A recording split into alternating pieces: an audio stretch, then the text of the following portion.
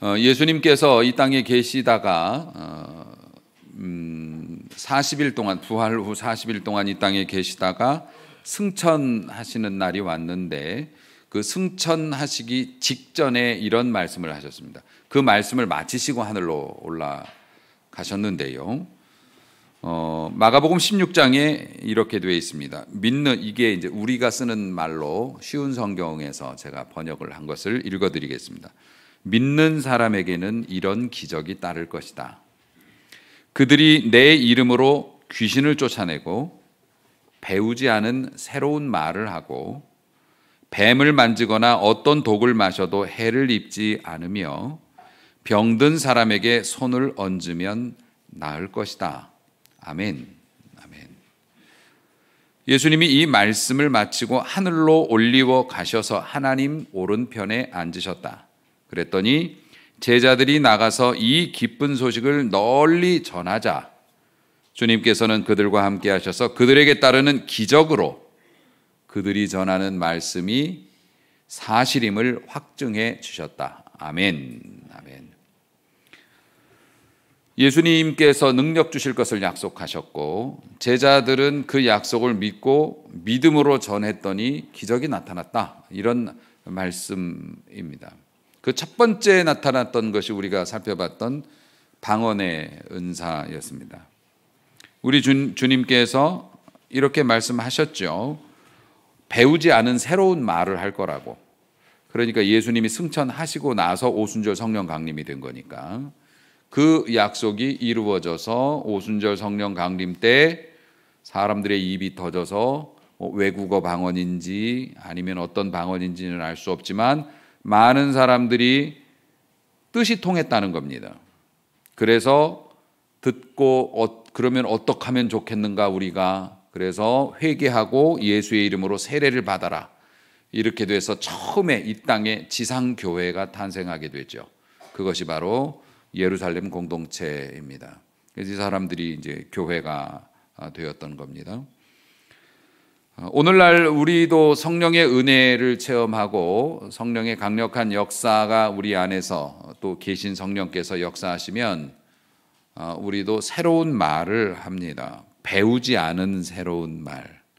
우리가 배우지 않은 새로운 말이 뭘까요? 이런 겁니다. 사랑합니다. 이런 말을 합니다. 사랑이라는 말은 우리가 배우지 못했어요.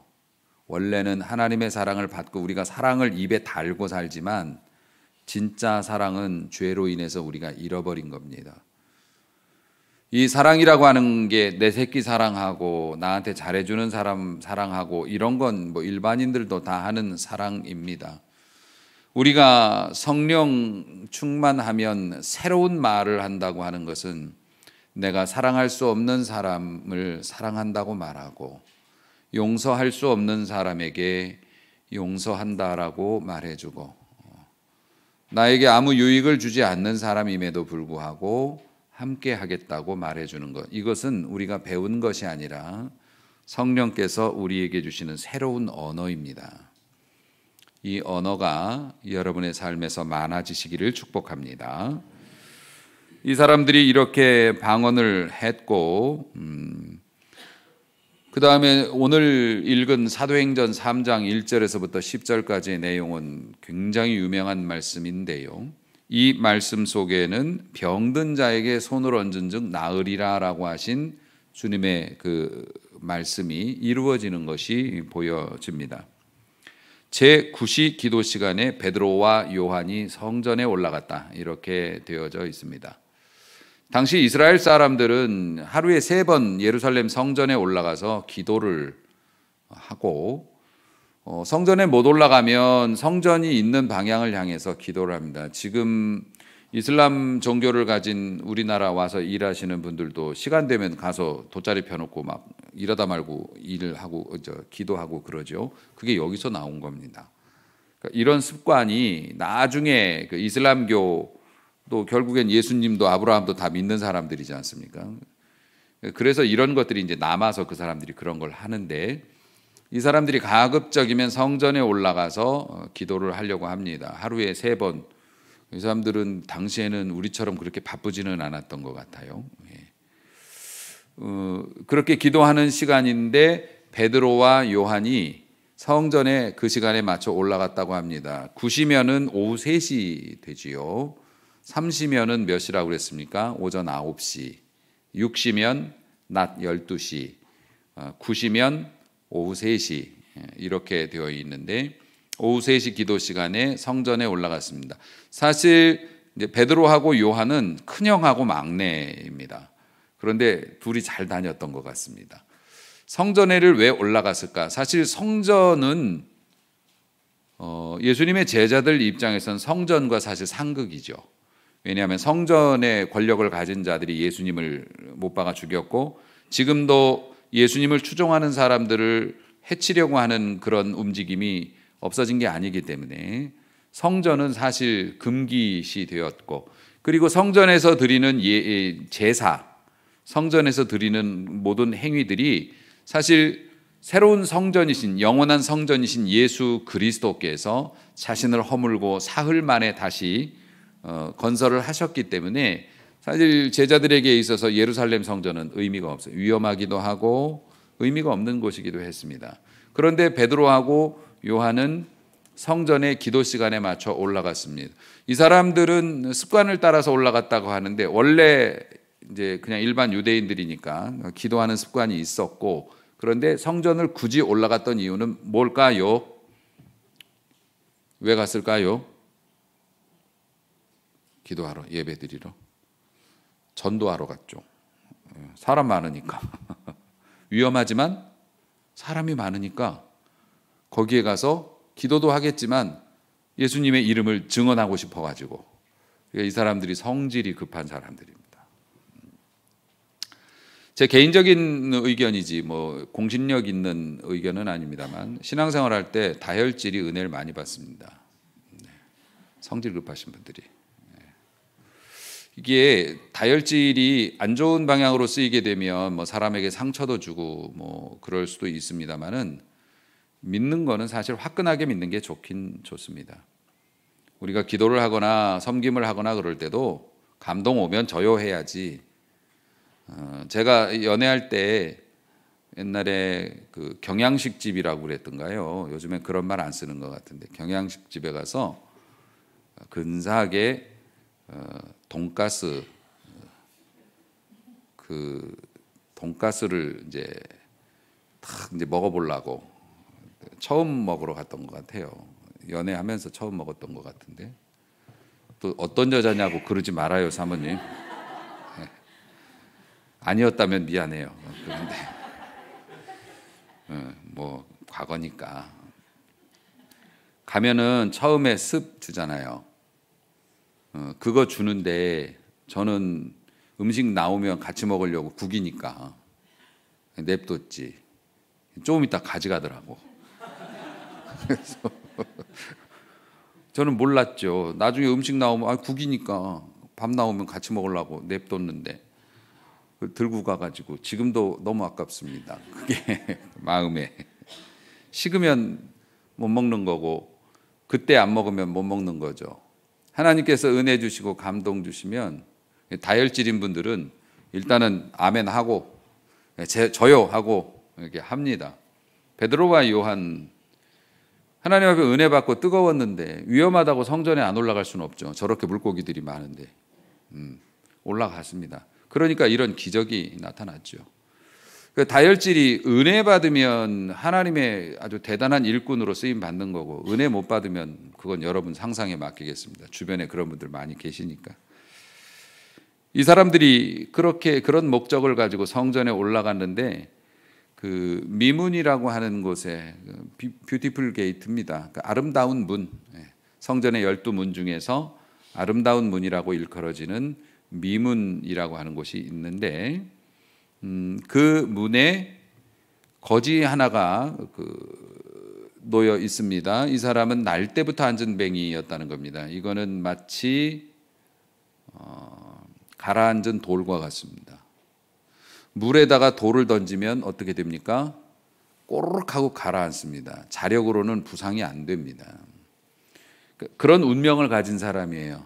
그런 참혹한 운명, 자기 힘으로는 절대 물 밖으로 나올 수 없죠. 가능성도 없습니다. 한번 집어던져서 물속으로 들어간 물속으로 들어간 돌은 그대로 있을 수밖에 없지요. 그게 인간의 운명입니다. 죄로 인해서 가라앉아 버린, 저항할 수 없고 혼자 힘으로 헤쳐나올 수 없는 그랬던 사람. 그래서 스스로 기동이 안 되기 때문에 사람들이 들어다가 갖다 놓습니다.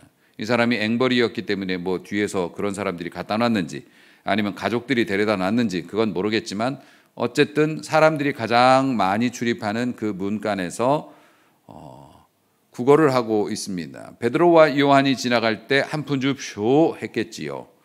그럴 때 베드로와 요한이 멈춰 서서 그를 주목하였다. 성경은 그렇게 기록하고 있습니다. 이 주목이라는 단어에 주목하시기를 바랍니다. 주목이라고 하는 것이 이렇게 쳐다봤다는 건데 어떤 의도를 가지고 집중했다라는 것입니다. 이미 이 사람들의 마음속에는 띠리링 하고 성령께서 주시는 감동이 온 겁니다. 그래서 뭔가를 해봐야겠다고 이미 결심이 끝난 겁니다. 우리가 여러 가지 일들 하면서 지나가다가 정말 나에게 딱 맞을 것 같은 아름다운 옷이 있습니다. 주목했습니다. 그럼 그 옷은 어떻게 되는 겁니까? 사야죠. 사니까 멈춰서서 주목을 하는 겁니다. 물론 다 사지는 않지만 어쨌든 주목이라는 게 그겁니다. 어떤 의도를 가지고 멈춘 겁니다. 하나님께서 여러분을 주목하셨습니다. 그리고 불쌍히 여겨 주셨고, 그리고 하나님의 정한 계획을 따라 너는 내 것이라, 내가 오늘날 너를 낳았도다 하면서 우리를 자녀 삼아 주셨듯이 베드로와 요한도 사실 안전뱅이 만나러 간 건 아니었는데, 그러니까 여러분 열정을 따라서 전혀 관계없는 일 같지만 주시는 감동 따라서 딱, 특히 우리 젊은이들 잘 들으세요. 나한테 당장 유익이 안 돼도 주시는 감동을 따라서 내 마음에 울림이 있으면 그 울림을 따라가 보세요. 거기서 안전뱅이도 만날 수 있고요. 또 하나님이 만드신 놀라운 일들에 합류하는 발걸음이 되기도 합니다. 그러니까 제발 은혜 깊은 사람은 몇 수 앞을 내다보는 게 아닙니다. 우리는 내다보고 움직이는 게 아니라 주님이 가라 하시는 방향으로 믿고 가는 겁니다. 그러면 그곳에서 길이 보입니다. 새로운 전혀 예상하지 못했던 기회를 얻게 됩니다. 베드로와 요한도 야, 성전에 올라가면 위험할 수도 있고 뭘 그렇게 하냐, 여기 우리 같이 은혜 받아가지고 지금 서로의 것을 막 네 거 내 거 없이 나누면서 한참 따뜻하고 좋은데 교회에 뭐하라고 위험한 성전에 올라가서 사람들한테 힘들게 복음 전하려고 하느냐. 설교 한 번만 하면 3,000명씩 막 세례받는데 여기 안주할 수 있는데 이 사람들은 다혈질이라 성질이 거기 못 견디죠. 받은 은혜가 있는데 올라갔는데 거기서 주님이 이 길을 보여주셨습니다. 그리고 주목을 했고 이 사람에게 주시는 감동을 따라서 명령합니다. 사실 이 성령에 사로잡힌 사람들, 은혜에 충만한 사람들이었기 때문에 주님의 명령과 약속이 아마 떠올랐을 겁니다. 주님께서 말씀하셨듯이 내 이름으로 귀신을 쫓아내고 병든 자에게 손을 얹은 즉 나으리라. 이 사람들에게 있어서는 얘가 원래 날 때부터 이렇게 돼가지고서 회생 가능성이 있는가, 몇 프로인가, 이 사람이 중간에 조금 아파가지고 기도만 하면 나을 수 있는 사람인지 아니면 아예 가능성이, 이런 건 중요하지 않습니다. 이 사람이 다리가 없어도 아마 손을 얹었을 것 같아요. 제 생각에는. 그런 건 눈에 보이지 않습니다. 주님이 가르쳐 주신 약속과 이 시간, 정말 중요한 것이 타이밍이고 시간이지 않습니까? 어떤 축복도 그 타이밍이 딱 맞으면 기가 막힌 하나님의 역사를 볼 수도 있고요. 그게 안 맞으면 빗겨나가는 거지요. 그러니까 주시는 감동에 즉시 순종하는 것이 이만큼 중요한데, 내 이름으로 귀신을 쫓아내고 병든 자에게 손을 얹은 즉 나으리라라는 이 감동의 말씀이 성령의 지시하심을 따라서 쿵 하고 이 사람을 보는 순간 울렸죠. 그러니까 제자 둘은 서로 눈을 마주보고 하자. 그래서 뭐라고 얘기를 합니까? 나사렛 예수 그리스도의 이름으로 일어나 걸으라 라고 명령을 하게 됩니다. 못 일어나면 어떡하지? 이런 생각 따위는 없었습니다. 못 일어나서 자기들이 뭐 바보 멍청이 된다고 해도 상관없었습니다. 주시는 감동이었으니까요. 근데 베드로가 한 수를 더 떴지요. 그래서 불후의 명언을 남깁니다. 은과 금은 내게 없지만은 난 돈은 없는데 너는 내게 돈을 바랬지. 나에게 있는 것이 있다. 내게 있는 것으로 너에게 준다. 나사렛 예수 그리스도의 이름으로 일어나 걸으라 하고서 이걸 잡아 일으켰습니다. 이것은 이 베드로의 놀라운 명령은 모든 주를 믿는 사람들이 사모하는 이 능력, 그러니까 이런 거 담고 싶어 하는 거죠. 가장 담고 싶어 하는 영적인 파워라고 이야기를 합니다. 예수의 이름으로. 그래서 기도원에 가면 그런 거 많이 합니다. 저도 기도할 때 반드시 예수의 이름으로 명하노니 라는 말을 씁니다. 그만큼 예수님의 이름은 능력이 있고, 기도원에서도 그런 거 많이 합니다. 베드로가 굉장히 직설적인 사람입니다. 돌려 말하지 않아요. 난 돈 없어. 그런데 너 솔직히 생각해봐. 돈보다 더 좋은 거 있을 건데 그게 뭘까? 사실 지금 이 거린에게 네가 다리가 나아가지고서 정상적인 사람으로 인생을 살아가는 것을 선택할래? 엄청나게 많은 돈을 줄 텐데 이걸 선택할래? 그러면 여러분들은 돈인데 표정을 보니까. 근데 대부분의 경우에는 뭐 돈도 좋지만은 나는 멀쩡한 육신을 가지고 다른 사람하고 똑같이 인생을 즐기면서 살고 싶어요라고 말할 것 같아요. 그러니까 너는 나에게 돈을 원하지만 그 돈은 내게 없어. 그렇지만 나에게 있는 것을 주지. 예수 그리스도의 이름이야. 그리고 그 이름은 너를 일어나게 할 수 있어. 그렇게 선언을 했던 겁니다.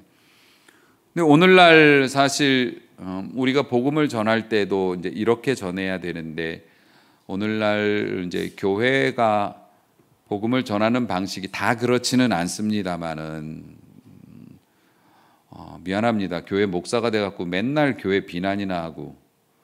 근데 제가 교회를 비난해야지 여러분이 비난하면 안 될 것 같아서 제가 그냥 먼저 하겠습니다. 오늘날 교회의 성공 방식은 우리 이렇게 돈 많아. 우리 이렇게 사람 많아. 너희들도 우리 교회 오면 이렇게 될 수 있어. 괜히 사람이 저렇게 많겠니? 뭔가 대단한 게 있으니까 많지. 우리는 너희보다 힘이 세. 우리는 너희들이 상상할 수 없는 많은 것을 가지고 있어. 우리 공동체에 들어오지 않으련. 그런데 사도는 뭐라고 합니까? 너희들이 원하는 건 내가 줄 수 없어. 하지만 내가 가진 것을 너희가 갖게 된다면 너희는 정말 멋진 삶을 살 수 있을 거야. 그것은 나사렛 예수의 이름이다.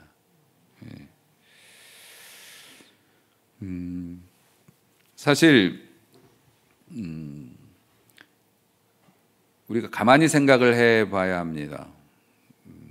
우리는 정말 나사렛 예수의 이름을 따라온 사람들인지 아니면 우리에게 좀 더 좋고 멋진 것을 줄 수 있는 가능성을 보고 온 것인지.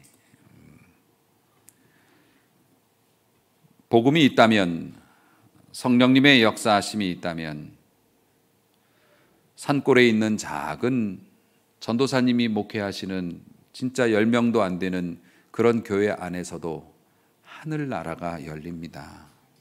하늘나라가 이루어져요.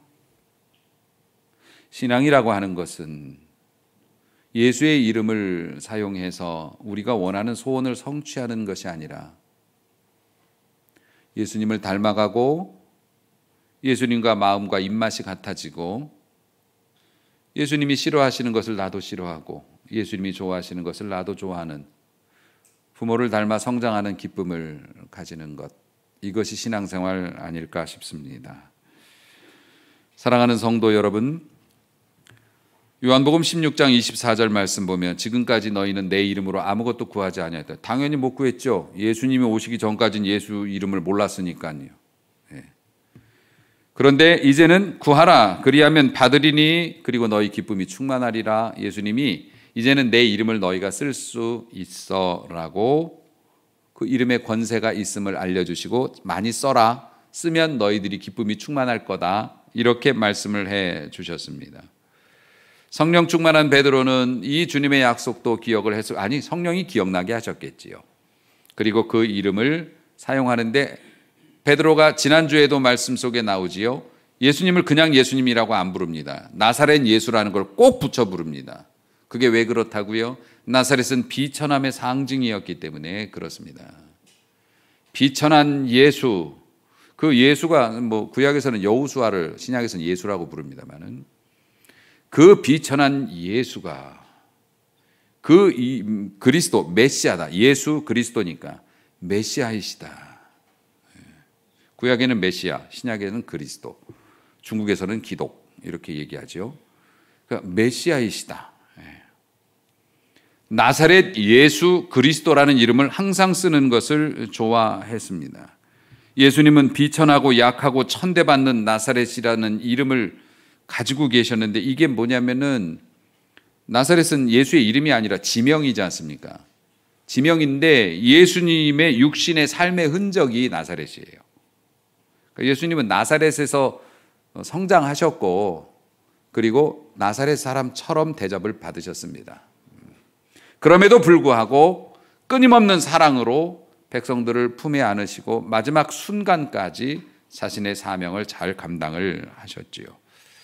그렇기 때문에 베드로는 나사렛 예수 그리스도라고 부르는 것을 너무 당당하게 자랑스럽게 이제 여겼던 것입니다.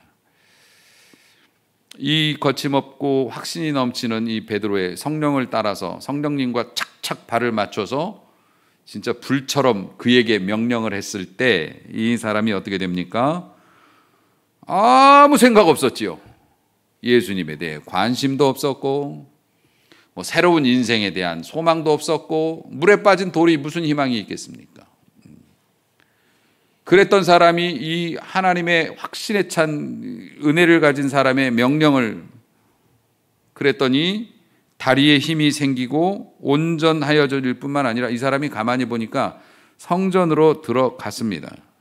성전으로 들어가서 하나님을 찬양하고 사도들하고 걷기도 하고 뛰기도 하고 시험 테스트를 해봐야죠. 시험 주행을. 다리가 새 것이 되었으니 와 뛰어도 지네 걸어도 지네 이게 어찌 된 일입니까? 당연히 복음을 증거했겠지요. 이 사람이 하나님을 찬양하며 성전에서 펄쩍펄쩍 뛰니까 난리가 났습니다. 사람들이 성전 뒷문에서 거렁뱅이 빌어먹던 사람 아니요? 제가 왜 뛰어다니니? 이렇게 된 겁니다. 옛날에 그런 우리나라에 복음이 많이 들어와서 한참 뜨거울 때 그런 역사가 많이 일어났죠. 저 사람 동네에서 술 먹고 막 난동 부리고 맨날 보면 피해 다니고 그런 사람 아니야? 그런데 저 사람이 예수 믿으라고 소리를 지르네? 저 사람이 하나님의 종이 되었다네?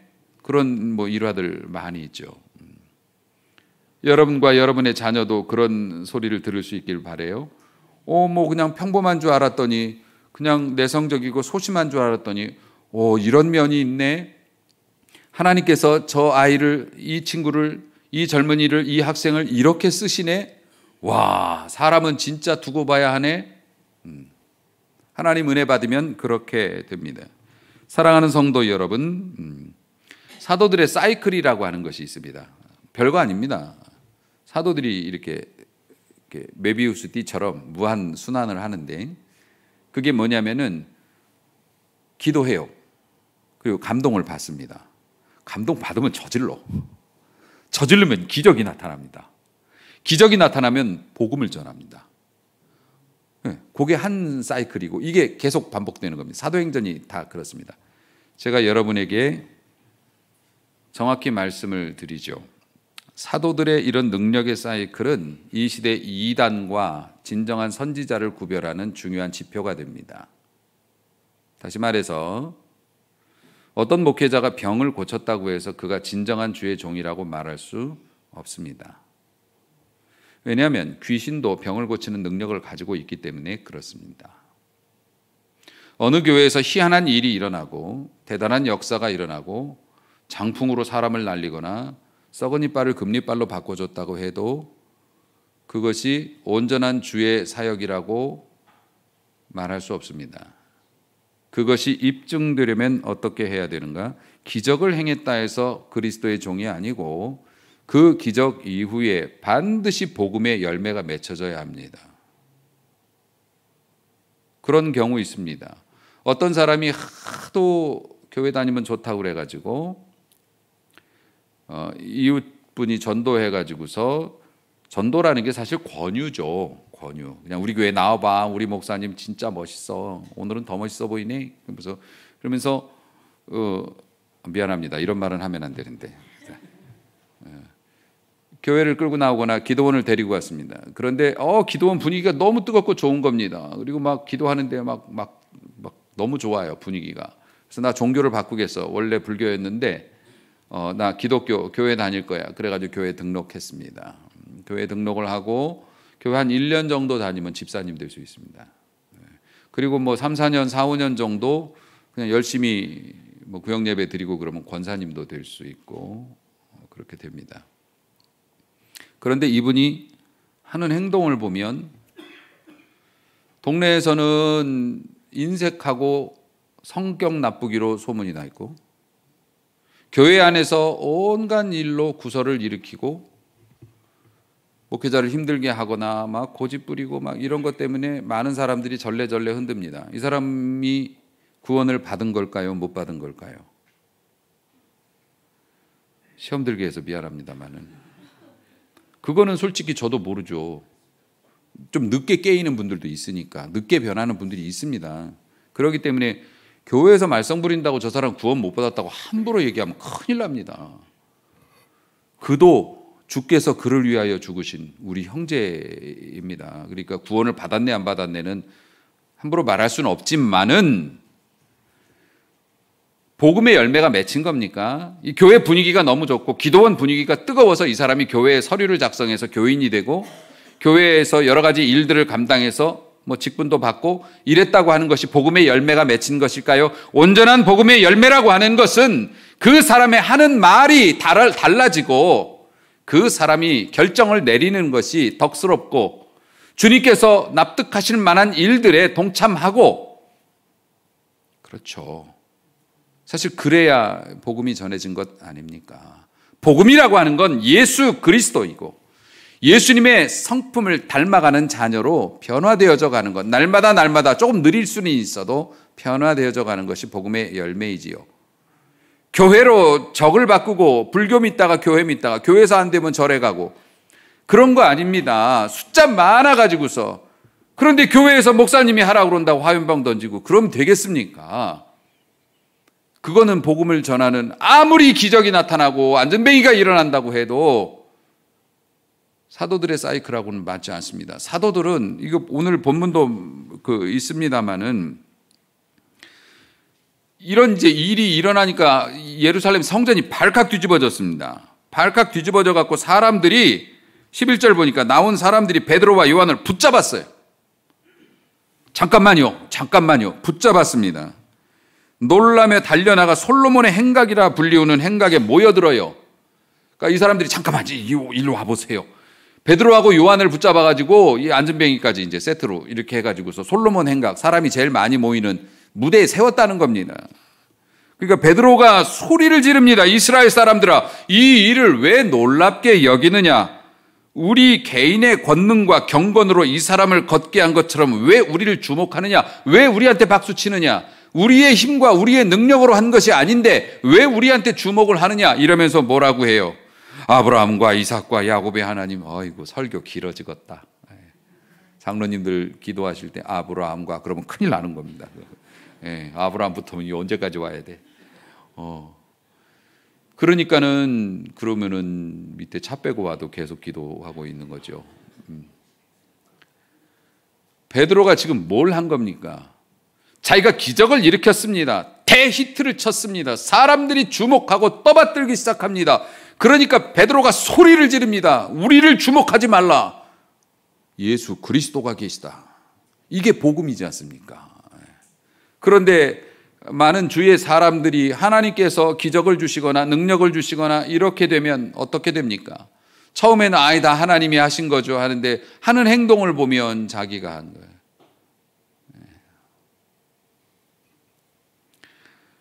사랑하는 성도 여러분, 성령으로 나타난 표적과 기적에는 반드시 강력한 복음 증거가 이루어져야 하고 합당한 열매를 맺어야 합니다. 많은 주의 종들이 성령의 역사, 표적과 이적을 체험했지만은 여러분 기도원에 가서 휠체어 타고 나온 사람 일어나 걸어라, 목발을 짚고 나온 사람 목발 뺏어버려. 그럼 일어나 걸어라 그러면 막 이 사람이 뒤뚱뒤뚱 걸어요. 보신 적이 있으시죠? 저는 본 적이 있습니다. 그게 진짜일까요? 가짜일까요? 오늘 애매하게 함정을 파가지고서 저는 가짜가 많다고 생각하지만 진짜도 많다고 생각합니다. 저는 오늘날도 예수의 이름으로 기도하면 병든 자가 낫고 기적이 일어난다고 저는 지금도 믿고 삽니다. 난 그래서 기도원에서 그간 많이 일어났던 치유의 역사나 이런 것을 부정하는 사람이 아닙니다. 물론 그릇된 목적으로 기도원에 너무 손님이 안 오니까 한번 하자 이렇게 갖고 하시는 분들도 있었습니다. 옛날에는. 능력이 안 나타나면 접어야지. 그죠? 근데 접기에는 너무 아깝고 그 뒤에 뭘 할지도 모르니까 이게 이제 은혜 떨어지면 앞이 희망이 없어지니까 자꾸 무리수를 두게 되는 거지요. 요즘 젊은이들도 그래요. 은혜 가운데 있으면 되는 일이 없어도 이상하게 의욕이 생기고 해볼 마음이 생기는데 그냥 물에 가라앉은 돌처럼 아무 희망을 못 느끼니까 자기를 위해서 너무 자기를 학대하는 거죠. 자기를 위해서 좋은 걸 안 해줍니다. 몸과 마음이 그렇게 병들고 저는 지금도 기적이 나타날 거라고 믿고 여러분들도 기적이 나타난다고 믿었으면 좋겠습니다. 지금도 기적과 표적이 나타납니다. 왜냐고요? 이건 저의 말이 아니라 예수님께서 약속하신 내용이에요. 승천하시기 직전에 내 이름으로 기도하면, 내 이름으로 구하면 기적이 나타난다고 말씀해 주셨습니다. 귀신도 영적인 것도 이길 수 있고요. 해를 입지 않는다고 말씀해 주셨습니다. 실제로 어떤 사람은 예수님 이름으로 기적을 행한다고 그래가지고 독을 마셔도 안 죽는다고 그래갖고 이단 교주가 자꾸 교인들이 자기 우습게 보고 그러는 것 같으니까 내가 예수의 이름으로 기도하고 독을 마셔도 안 죽는다고 그랬으니까 내가 독을 마시겠다 그래. 독을 마신 사람이 있어요. 미국에서. 지금으로부터 한 50년 전쯤에 했는데 아직 못 깨어나신 걸로 알고 있습니다. 근데 예수의 이름으로 기도하고 독 마시면 안 죽는다고 그랬는데 왜 이 사람 죽었죠? 성령의 감동을 따랐어야지. 성령께서 하라고 하시는 일을 했어야지. 그냥 자기가 하고 싶은 일을 예수님의 이름만 갖다 놓고 그렇게 하면은 말도 안 되지요. 요즘 드라큘라도 그렇게 하면 안 속습니다. 그냥 십자가 들이댄다고 도망가는 게 아닙니다. 그 사람 안에 믿음이 있어야지 의미가 있는 거지요. 성령의 지시하심을 따라서 성령의 감동을 따라 하면 오늘도 기적과 역사가 일어날 수 있음을 여러분은 믿어야 할 것입니다. 왜냐하면 나사렛 예수 그리스도는 오늘도 살아계시고 우리를 통해서 일하기를 원하고 계시기 때문에 그렇습니다. 사랑하는 성도 여러분, 많은 사도들 중에 왜 베드로였냐고요? 다혈질이었다니까요. 그 성품에 은혜가 들어가니 가장 빨리, 가장 크게 은혜가 나타났습니다. 은혜 받는 일, 성령의 감동이 오면 순종하는 일을 미루지 마시고 세상 사람들에게 다혈질이 아니라 하나님 앞에서 다혈질이 되시기를 바라고, 그런데 하나님은 성질 급한 사람도 쓰시고요, 상처 입은 자도 쓰십니다. 정말 군뱅이 같이 움직이는 사람도 필요하면 붙잡아 쓰시고 평생 저주와 고통에 눌려 살아갈 운명처럼 보이는 사람도 끌어올려 건져내어 사용하십니다. 아멘. 주님은 모든 사람을 사랑하시고 모든 사람이 은혜 가운데 기쁨을 누리며 살기를 원하십니다. 그 방법은 모두에게 있고요. 그러므로 세상에서 쓰임받지 못할 사람은 없다. 자녀들도 우리 학생들도 마찬가지입니다. 하나님께서 여러분을 위한 진짜 멋진 길을 예비해 놓으셨죠. 내가 못 찾은 것뿐이죠. 부모님은 그 길을 찾을 수 있도록 도와줘야 합니다. 부모가 가진 알량한 지식으로 방해해서는 안 됩니다. 기도하고 주신 감동을 따라 모험하고 내가 원했던 것들이 이루어지지 않더라도 양보하고 위해 줍니다. 아이들은 기가 막히게 스스로 자신의 길을 잘 찾습니다. 우리 어른들도 마찬가지입니다. 하나님 앞에서 주변의 상황, 가능성, 도와줄 수 있는지, 내가 가진 것이 얼마인지를 계산하기보다는 주님이 주시는 은혜와 감동을 따라서 작은 일부터 순종하고 당장 이익이 안 되더라도 믿음으로 하는 일이라면 따라가다 보면 그곳에 주님께서 데려다 놓으신 안전뱅이가 있고 내가 그것을 통해 역사할 때 하나님이 나를 크게 사용하여 주시고, 베드로가 재벌은 못 됐죠. 하지만 오늘날뿐만 아니라 앞으로도 영원히 이름을 남기는 위대한 주의 종으로 쓰임을 받습니다. 사랑하는 성도 여러분, 우리도 그렇게 쓰임받기를 원하고 오늘도 약속하신 성령의 권능이 우리에게, 여러분에게 나타날 것 확실하니 그 능력을 꼭 붙잡고 승리하는 일꾼 되시길 주의 이름으로 축복합니다.